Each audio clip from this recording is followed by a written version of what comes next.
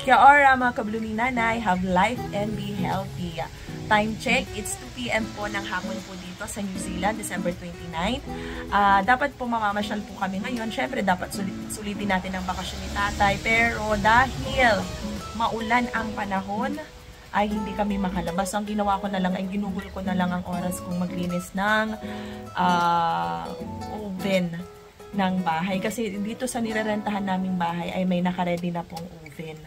At meron na ring washing machine, so hindi na namin po problemahin yung washing machine tsaka oven. Yun lang naman yung provide ng mga nirerentahan ng mga bahay ko dito sa New Zealand. So yun na lang muna ang inasikaso ko. Nilinis ko muna yung oven para pwede na tayong mag-YouTube at makapagluto ng oven. Kasi hindi talaga akong gumagamit ng oven sa Pilipinas dahil wala kaming oven. Pangarap ko ang bumili ng Lagermania pero hindi po ako nakabili. So going back sa istorya ng buhay namin dito sa New Zealand ngayong araw. Ngayon po ay maulan.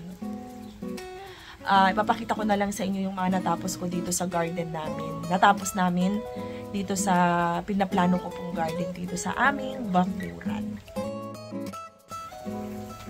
Ayan na po yung natapos ko kahapon. Ready na yan natamnan kasi natanggal ko na yung mga bato at saka medyo nabuhaghag na yung lupa. Pero dahil umulan ulit, ay bubuhag-buhaghagin ko.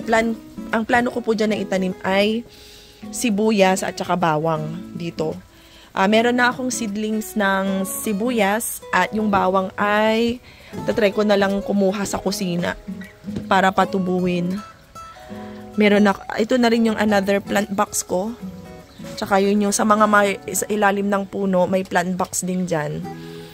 Hindi ko alam kung saan ko itatanim yung Baguio beans. Baguio beans? May Baguio beans dito sa New Zealand. Yung beans, yung green beans na binili ko na seedlings din kahapon sa Bunnings. Hindi ko alam kung dito sa may ilalim ng puno para may purpose yung puno na dyan na lang gagapang yung beans or doon sa may fence, doon sa may fence. So, pag-iisipan ko muna. Kasi kung dito sa may puno, hindi ko magagamit yung lupa dahil nakaangat yung ugat ng puno. So, probably, sa pot ko siya itatanim. So, hahanap pa ako ng pwedeng i-recycle na pot. Tapos, doon ko itatanim para dyan na lang siya gagapang sa puno.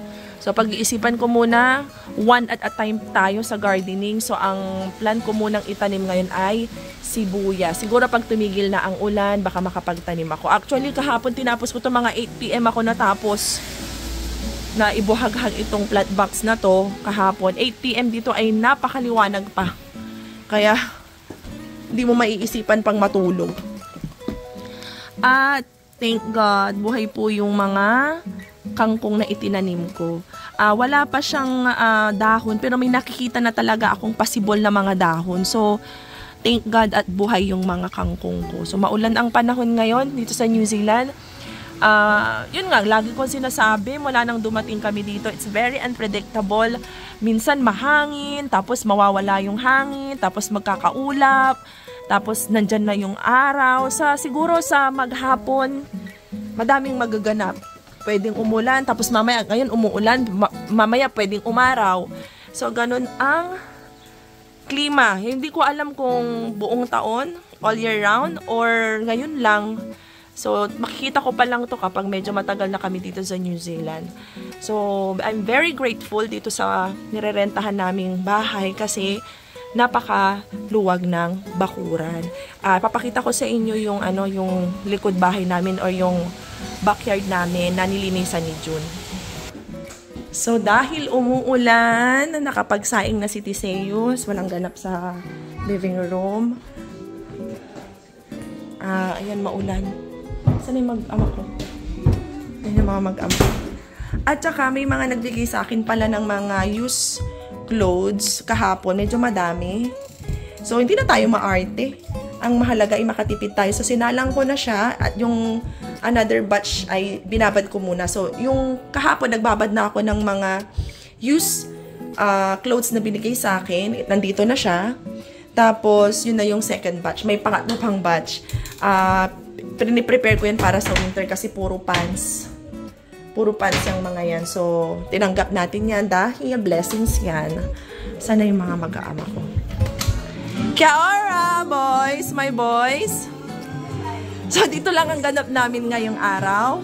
Kasi, di kayo makalabas dahil naulan. So, update po sa backyard namin na nalinisan ng aking butihing asawa. Yan na po yung backyard namin. Pero, ang sabi kasi ng asawa ko ay, bawal daw yan taniman.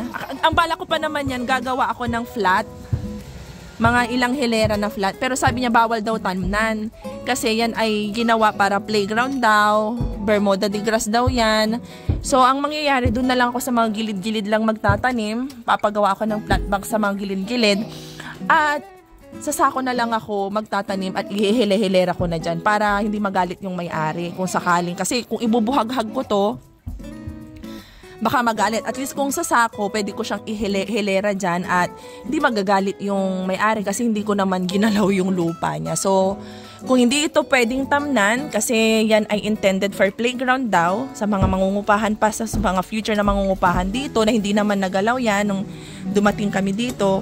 So, yun na lang muna gilid ang papakialaman ko at saka kung hopefully ay green thumb talaga ako at may blessings ako ni Lords ng pagtatanim habang idle ako or kahit siguro pag may trabaho na rin ako tutuloy ko pa rin kasi napakamahal ng mga bilihin dito kahit yung mga kamakamatis nang ay mailibre sa amin. So hindi ko to papakialaman kundi papatungan ko lang ng mga tanim na ilalagay sa sako na mga tanim.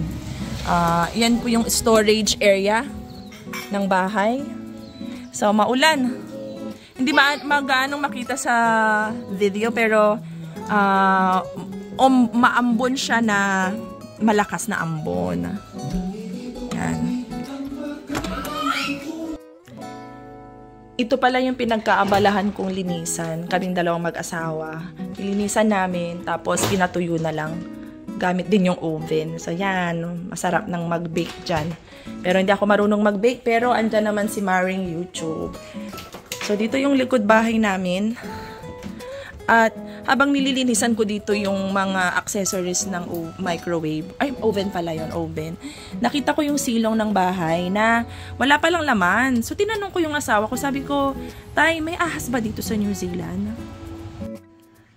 At ang sabi niya, walang ahas sa bansang New Zealand. At ginugol ko nga, at totoong wala nga pong aquatic or land snakes sa bansang New Zealand. Kung itatanong niyo sa akin kung bakit, hindi ko alam. Basta walang ahas. Di ba tayo? Okay. So, walang ganap ngayong araw. Ganito lang kami, idle. At yun, hanggang sa muli.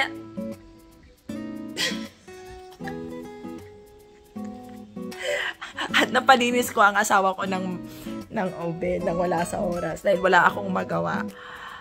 Yun lang. Sana po, support niyo po sa mga hindi pa po nagsusubscribe sa aming YouTube channel. Kung gusto niyo pong makapamasyal ng libre sa New Zealand kahit wala kayong passport, please subscribe ang Pamilyang Pinoy sa bansang New Zealand, Blooming Sophia in New Zealand. Please subscribe. Please subscribe po sa amin at papasyal ko po kayo sa New Zealand. Makikita nyo kung anong sistema at ang mga magagandang lugar.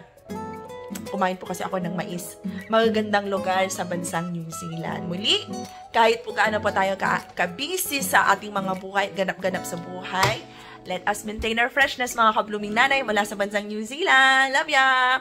Mwah!